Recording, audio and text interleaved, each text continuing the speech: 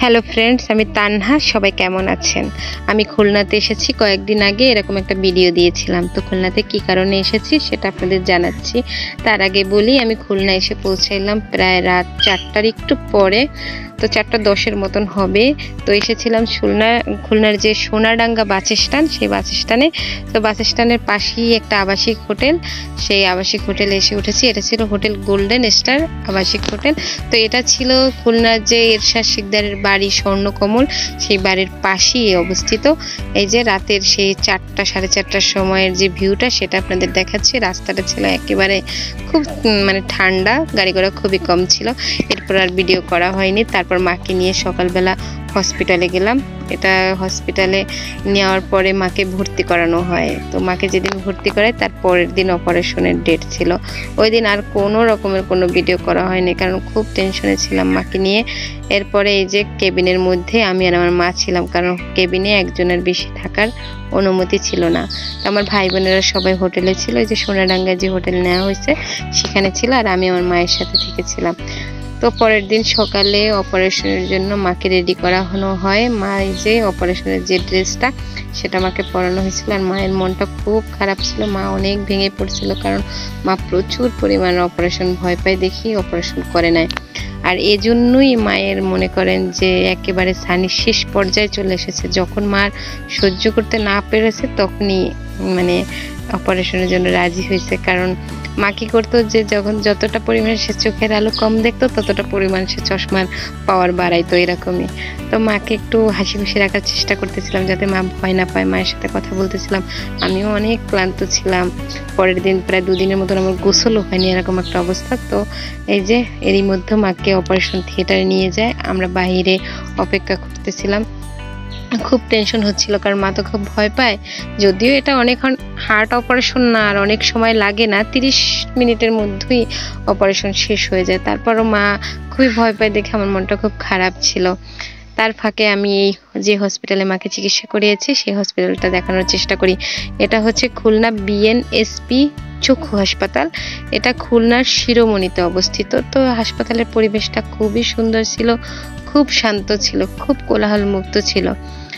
তো আমি বাইরের সামনে এটা দেখানোর চেষ্টা করতেছি। এটা 2 তলা একটা হসপিটাল, খুবই ভালো মানের। আমি বলবো যে আপনারা যারা দক্ষিণ অঞ্চলে বসবাস করেন তারা এই হসপিটালে দেখানোর চেষ্টা করবেন। তবে এই হসপিটালে খুবই ভালো মানের সেবা পাবেন, এবং চোখের জন্য খুবই ভালো মানের চিকিৎসা এখানে হয়। আমার যত রিলেটিভ ছিল তারা এখানেই দেখিয়েছে, এবং তারা খুবই ভালো সেবা পেয়েছে।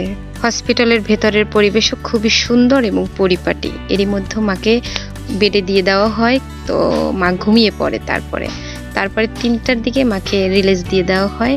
তারপর মাকে নিয়ে আসলাম আমাদের যে হোটেল সোনাডাঙ্গায়, সেই হোটেলে আসলাম।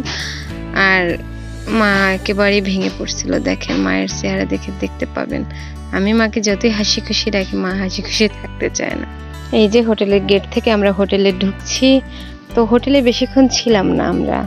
আমরা 4টার দিকে সিদ্ধান্ত নিলাম যে আমরা গ্রামের যে আমাদের বাড়ি সেখানে চলে যাব, কারণ একদম মায়ের যে চোখে যে ব্যান্ডেজটা করা ছিল সেটা খুলতে হবে পরের দিন সকালে। তো খুললে দেখা যাবে কি যে মায়ের চোখে তো রৌদ্র লাগানো যাবে না।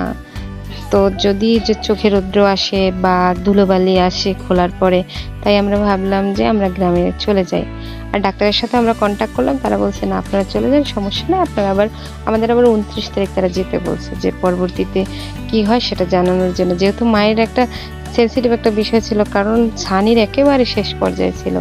শুরুটা থাকলে এতটাই মাকে নিয়ে ভাবনা লাগতো না, বা এতটাই আমাদের টেনশন করা লাগতো না। ডাক্তার বলছে যে মা ছানি আমাদের খুব ভালো মানের একটা লেন্স বসাইতে হয়েছে। তো এই লেন্স বসানোর পরেও আম্মু কতটা পরিমাণ দেখতে পাবে সেটা নিশ্চিত না তারা, এরকম। তো এই যে দেখেন খুলনা থেকে যে আমাদের বাড়িতে পিরোজপুরে যাওয়ার যে রাস্তাটা, সেটা দেখেন খুবই সুন্দর ছিল। রাস্তাটা অসম্ভব পরিমাণ সুন্দর ছিল। শেষ বিকেল ছিল দেখে অনেক ভালো লাগছিল। এই যে এটা ছিল বাগেরহাটের রাস্তা। তো এই বাগেরহাটই আপনারা জানেন যে খান জাহান আলীর মাজার, তারপর 60 গম্বুজ মসজিদ ছিল। কিন্তু আমাদের মন মানসিকতা তো ভালো ছিল না যে সেগুলো দেখব। কিন্তু আমি যদি অন্য কোনো একটা সময় আসতাম তবে এগুলো দেখার খুবই চেষ্টা করতাম। কিন্তু ওই সময়টা ওরকম ছিল না, মন মানসিকতা ওরকম ছিল না। আমাদের মধ্যে একটা টেনশন ছিল যে আমরা কত তাড়াতাড়ি সুস্থভাবে মাকে নিয়ে বাসায় পৌঁছাইতে পারি, কারণ মায়ের এখন বিশ্রাম দরকার, তাই না? তো সবাই আমার মায়ের জন্য দোয়া করবেন, সবাইকে বলি, কারণ আমার মায়ের ছানি অপারেশন হয়েছে। ছানি কিন্তু এটা হচ্ছে সাধারণ একটা ছানি না, কারণ মায়ের ছানিটা একেবারে পেকে গেছে, একেবারে অন্ধত্বর কাছাকাছি চলে গেছে এই একটা পর্যায়ে। যেমন ডাক্তার আমাদের বলছে যে 20,000 টাকা থেকে শুরু করে 1,10,000 টাকা দামের লেন্স ছাড়া আমার মাকে দেখানো সম্ভব না। তো এই যে কথা বলতে বলতেই আমার মা বাসায় চলে এসেছি। আমার মায়ের জন্য সবাই দোয়া করবেন, আর সবার জন্য অনেক অনেক ভালোবাসা আর দোয়া রইল।